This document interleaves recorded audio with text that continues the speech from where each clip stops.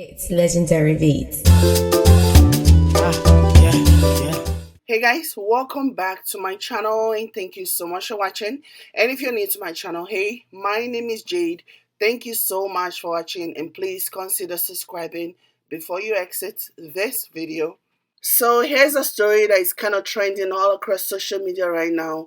The ex-husband of veteran Nollywood actress Ngozi Ezeonu, his name is Edwin Ezeonu. He has accused Ngozi of marrying off their daughter without his consent. And for those of you who don't know, Ngozi Ezeonu's daughter recently got married. I believe she got married on the weekend of February 15th. And someone else actually took the place of her father. Mr. Ezeonu had an interview with the Sun newspaper, and on that interview, he stated that his right and his honor as a man was trampled upon by the actress and her cohorts. He described his daughter's traditional wedding ceremony, which took place in Delta State, as an abomination because he was kept in the dark throughout the whole process.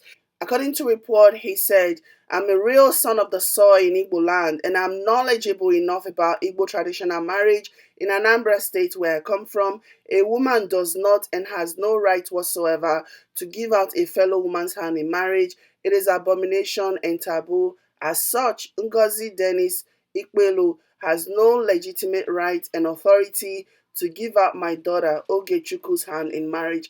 As long as I'm concerned, and also the entire family of Ezeonu and his kindred are concerned, Ogechukwu is not married. What happened in Asaba, Delta State on February 15, 2020 was a movie shoot." Mr. Ezeonu also went on to give his account of what supposedly happened, what caused them to break up or whatever. And this is what he reportedly said. He goes, "I came home one day from work and met an empty house without any prior notice. As I got home that fateful day, my landlady told me that Ngozi had packed out of the house, taking the children along with her. Few weeks before that, I had insinuated that she was putting up a new apartment. I summoned her and warned her against dividing the family, but she never listened. I gave Ngozi all the support and encouragement she needed to boost her career as a seasoned actress, yet she never valued all my effort. She also never contributed a dime to the upkeep of the house and well-being of the children. Even after they left, I still catered for my kids, school fees, foodstuff and all. I'm devastated that my only daughter would do this to me. Ngozi should also desist from using my surname. We are divorced." End of quote. So this is the story that's brewing right now. This is the gist, and I do have an opinion, and here is my opinion. And before I go any further, if you're not here to hear the cold hard truth, you might as well just log out now, because this is not gonna be pretty. So here's my thing. Before anyone crucifies Ngozi based on this one-sided story, just keep in mind that we've only heard from the ex-husband. We've only heard his side of the story. We've not heard from Ngozi Ezeonu. A lot of people were actually surprised that she was actually divorced because people didn't know, Nobody really knew that she was even divorced. So when this man came out and went on a freaking hobo tour, people were surprised that, oh, so she's divorced and blah, blah, blah. So I'm pretty sure that she would have a mouthful to say, about this man as well. And as the saying goes, there is his side of the story, there is her side of the story, and then there is the truth somewhere in the middle. I saw a lot of people in the post and criticizing her already, and I think that's just not fair. Like I said, we've only heard from this man. For all we know, this man could have been an absentee father who abandoned his children and moved on with another woman and another family. And that's all well and good. I mean, if a relationship isn't working, there is no need to stay and become abusive and harmful to you and the person that you're in a relationship with. If a relationship is not working, I always advocate that people keep it moving, save your lives. If there are children involved, save the children. So to me, I'm not faulting anyone for moving out or moving on from a relationship that is toxic, that is vile. It's not worth it. But my thing is, don't abandon the children that you helped bring into this world It is not fair to them. And also, people need to understand that no matter how small, no matter how young, children see everything. They know when a father is present, they know when a father is around, and they know when he's not. And what a lot of these fathers need to now understand is that you cannot expect the child, your now adult child, to welcome you with open arms after you ran away from your responsibility when they needed you most at their formative years, when they needed you financially, emotionally, and otherwise. You cannot expect them to just open arms, welcome you, pretend as if everything is okay. It doesn't work that way anymore. It doesn't work that way. Many African men, many Nigerian men believe that they can have multiple children, breed wherever they like, abandon those children and move on to something else, banking on the warped notion that when the children get older, they'll come looking for them during important life events such as maybe school graduation, or maybe when they're getting married, or even when they're having their first child. A lot of these deadbeat dads will say it, that when the child grows up, the child will look for its father. And so when they don't get their wish, when the child shows them that I don't need you now, I don't need you to stand as my father now that I'm getting married, that is when you see them lash out. That is when you see them go on social media tour, trying to paint this woman as a bad person who turned her children against him. We saw the same thing happen after Regina Daniel got married to Ned Nwoko, when her father pretty much came out of nowhere and started saying all kinds of things and spilling a lot of tea.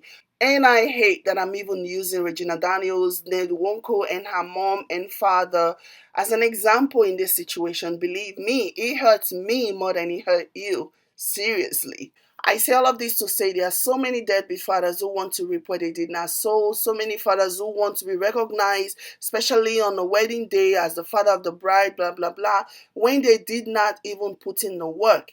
Truth of the matter is, based on the society, if a Nigerian father who is now divorced from his wife wants to see his children, he will see his children, because that's how the society is built.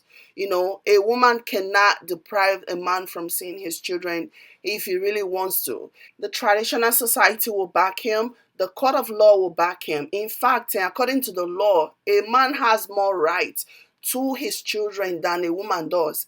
That's the law. That's the Nigerian law. Go and research it and you'll know. A man has more rights than a woman does. So doesn't that give you the side eye? How many children are left to be raised by their mom, considering the fact that the judicial system is actually backing the man's rights?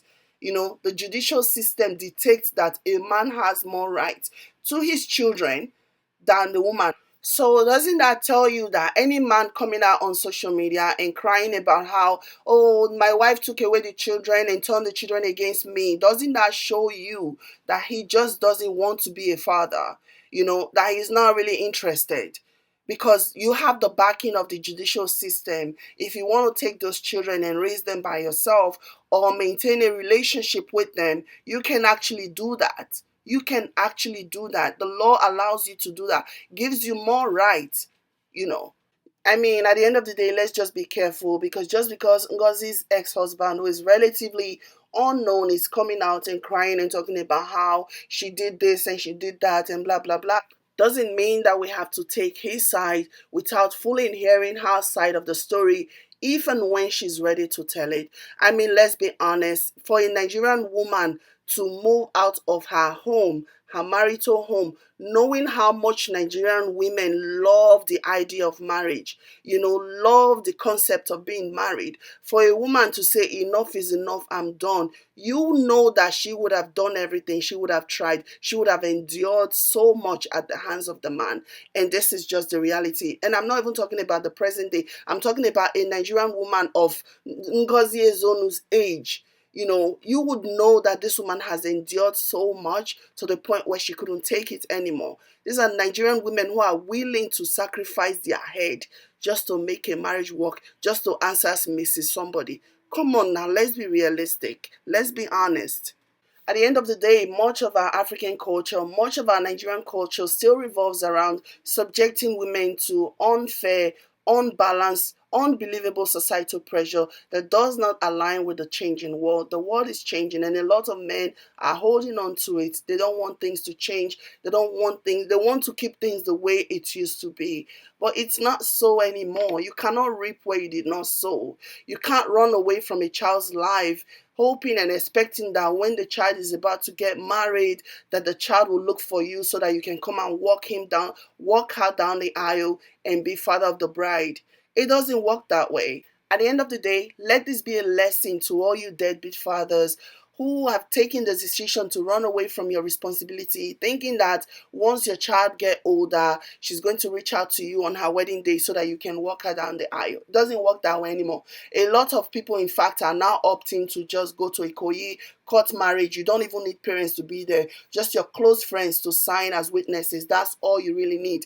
And call it a day. And a lot of people are doing that. So you are not really needed anymore. So get your shit together. And these absentee fathers later in life will blame the wives, the ex-wives, for their poor relationship with their own children. They'll blame the mother of their children for turning their children against them, when in reality you were never there in the first place. You were never in the picture. You never showed up to any activity. You moved on. Even when your children would even sometimes want to start or maintain or keep a relationship with you, your new wife probably would scoff at them and treat them very badly when they came over to visit you. They saw everything. Children see everything. And whatever it is that you feel that their mom may have said to poison their mind against you, whatever you feel that their mom may have said to turn them against you, you confirmed. You helped that woman confirm it by virtue of you not being there, by virtue of your action for being an absentee father, for not participating, for not supporting them financially and otherwise, okay? No matter how mean and vindictive a parent might be towards another parent, the children knows and they will see if you're actually putting in the work, if you are making an effort to stay in their life, if you're making an effort to maintain a relationship with them. They see these things and they know. And even though they might be in the age where they can't really do anything about it because they are kids, but as they get older, especially when they become teenagers, maybe around that 15, 16, 17, you see them trying to establish, or should I say, re-establish a relationship with their father. Some of them will skip school just to spend time with their father. Some of them will dedicate their break time, just so that they can spend time with their father, because they know that this man is actually trying, he's financially supporting us, he's emotionally supporting us. If not because of our mom, he would have done more. So they want to continue that connection. They want to have that connection with their father. And so they will do things that their mom will otherwise not like, until they really reach adulthood where they are now their own individual person. Nobody can tell them what to do anymore, and then they can really establish a full-blown relationship with their father. And such relationship tend to linger on their entire life. Okay, if I'm correct, this young girl now looks like she's maybe 22, 21, 22. And if this man is saying that they got divorced in 2013, before that, obviously, they would have had issues, blah, blah, blah. But let's say around that time she was 15, 16. That's enough age for her to know right or wrong, to know that, okay, my dad is even making an effort. He's trying to keep a relationship with me, versus what her mom is telling her. But if her mom is this evil person, painting her dad to be this vile human being, and the man is not even making any effort to contradict what her mom is saying about him, that's on him. A child that is already like 15, 16, 17 would have witnessed a lot of toxicity in that marriage. Okay, and let's keep in mind that they would have been separated for a while before the divorce became finalized. So this child would have seen so many things that would have shaped her opinion about her dad, that her mom only needed to do just a little bit, if at all she did, and it was up to her dad to make an effort to show that, listen, whatever you're hearing about me from your mom is not true. Give me time to prove myself. allow me into your life so that I can prove to you that I am nothing like your mom said I am. It's just that simple. It's supposed to be that way. Parents are supposed to initiate relationship with their children. They're supposed to encourage their own relationship with their children, not the other way around. But if you're a good parent, that child, nothing is going to stop that child from maintaining a relationship with you. Nothing is going to stop it. For this child to have taken side with her mom, according to him, or we've not heard from Ngozi Ezeonu, just based on his own interpretation of events, for that child to have taken side with her mom, that means he was an absentee father. That means he was probably a deadbeat father. That means he was the complete opposite of the picture that he's trying to paint. And that's not okay. And he needs to fix that. At this point, what has happened has happened. Rather than go on a hobo tour talking about how bad your ex-wife is, telling her to stop using your name, which by the name is her legal name. She's a brand. That's her name. That's what people know her by. She's not changing it, because that's her name. Telling her to change her name and trying to even mess up a relationship that is already bad enough as it is. Try working on things with your daughter. Try, making peace, making amends.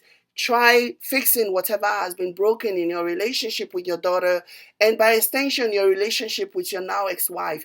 But telling her to stop using your name, telling her that you guys are now divorced, telling her that the marriage that she did is basically an abomination and non-valid, that just really means that you're making things worse. And let me know how that turns out for you. Let me know how that works out for you.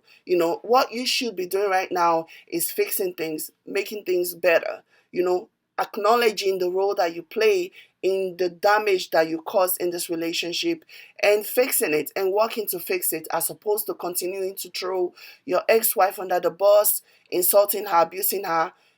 That shit made me laugh. Like, she should stop using his last name. It's a name. If she wants to call herself Obama, let her call herself Obama. You have no right, absolutely no right, to be against that or force her not to use that name. Anyways, this is the story and this is my opinion. Let me know what you guys think in the comment. Don't forget to like, share, and subscribe to my channel. Thank you all so much for watching. I'll see you guys in my next one. Bye bye.